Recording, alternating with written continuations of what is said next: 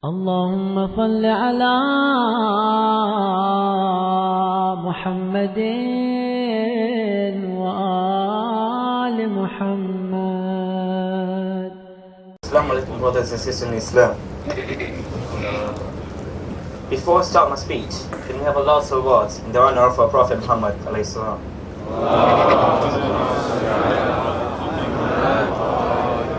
Secondly, for Abdullah Hussein alayhi salam.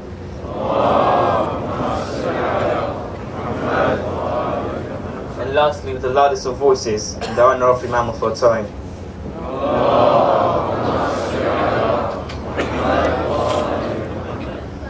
My name is Sajjad Al-Waza, and I'm from the Muhammadi Madressa PDP class. And today I'll be using 5 minutes of your precious time talking about a place known as Garden of Heaven, Jannat Baqee. I'll be talking about the history behind Jannat Baqee, secondly the demolition and reason of demolition, and lastly the current situation of Jannat Baqee. When Prophet Muhammad arrived in Medina from Makkah in September 622, Baqee was a land covered with trees. During the construction of Masjid al-Nabawi, on the sites, he purchased from 2 or 4 children when he arrived after his migration from Makkah to Medina. Asad bin Zarara, one of the Prophet's companions, died. Prophet Muhammad chose the spot to be a cemetery, and Asad was the first individual to be buried in Baqee cemetery. While Muhammad was outside Medina for the Battle of Badr, his doctor Dr. Ruqayya fell sick and died in 624. She too was buried in Baqee. Shortly after Muhammad arrived from Badr, Uthman bin Mazun died and was buried in Baqee as well. He was considered the first companion of Muhammad from the Muhajirun to be buried in Baqee. Therefore, Jannat Baqee is a place where the Prophet's relatives and companions are buried. Among the great personalities that are buried in Baqee are Bibi Fatima alayhi salam, Banin, Fatima bint Asad, Abbas ibn Abu Muttalib, Imam Hassan, Imam Zain al-Abidin, Imam Muhammad Baqir, Imam Jafar al-Sadiq.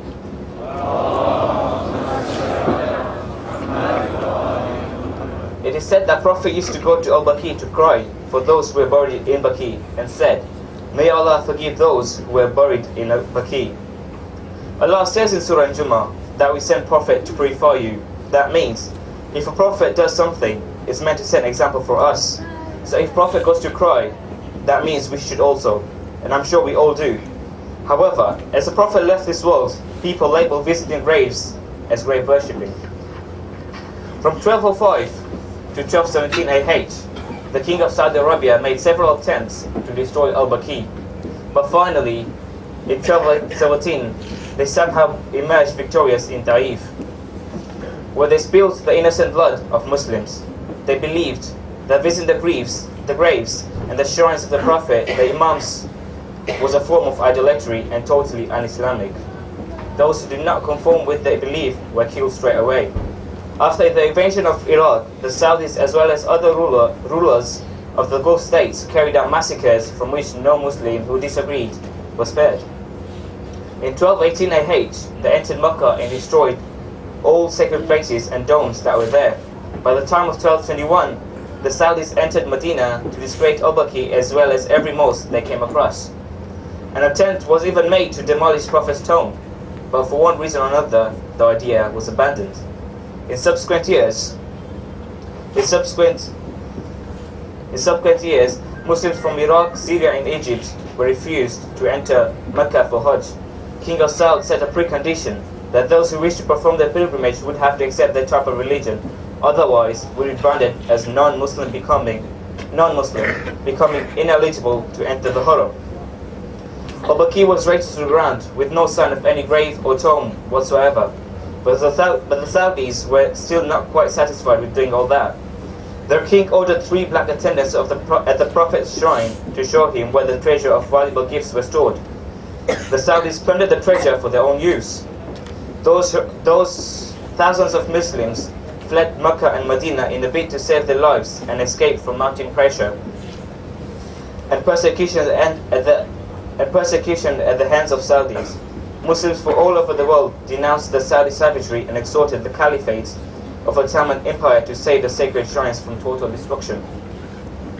Then it is known Muhammad Ali Pasha attacked Hijaz with the support of local tribes, managed to restore law and order from Medina to Mecca. The entire Muslim world celebrated this victory, since the fact that pilgrims were once more allowed to freely go for Hajj and visit the sacred shrines which were restored. From this we find out that when Allah says in Surah Yasin, "When I say be it," and it does, this clearly shows by the event that took place. The Prophet went to Baqee to cry for those who were buried, which is an order of Allah, because the Prophet doesn't do anything rather than what Allah tells him. Yet people tried to destroy Baqee, and no matter what they did, they were still unsuccessful. However, from the first demolition until now, injustice hasn't stopped. Let's talk about a person who was jailed, beaten up, reason being, he recited Ziyarat whilst in Jannat Baqee. He was falsely charged for breaking a religious person's arm. An authority only provided 2 false witnesses, whereas there were 200 witnesses that denied the statements. So what's actually happened? What's the drama? Well, it was morning at 6:30 a.m. Sheikh Osama al-Ottar with 10 Hujjaj were reciting Ziyarat in Jannat Baqee, where the guards noticed something unusual. Therefore, they tried to silence them and told them to leave. The group left Baqee while still continuing their recitation outside the cemetery. This statement for me is very terrifying. What we normally see in TV channels such as Star Plus, we find it really heartbreaking, even knowing that's all drama. But this isn't any drama. This is what actually happened. Imam Hussein stood against injustice, even though the whole of his family was massacred together with his companions, but he still fought. And we as followers, we should pass on this message to act against injustice that is taking place. In Ziyarat al-Walsa we say, "Oh Imam, I wish I was alive at that time to fight against injustice." And brothers and sisters, this is the time. And all you have to do is either sign a petition on Ahl Bayt TV, or as a community sign petitions which will be sent to human rights, or simply just pray for the Sheikh and all those who are targeted of this violence. Before Imam Hussein went to the battlefield and said, "Is there anyone to help me?" Hazrat Al-Yaskar, being a 6-month child, fell over when he heard him say, "This is a perfect example that when injustice is taking place, you should always stand against." So brothers, I urge each and every one of you to sign up and at least pray for the Sheikh and those who are targeted for this, for the well-being and security. Wassalamu alaikum wa rahmatullahi wa barakatuh. Ahsan, thank you.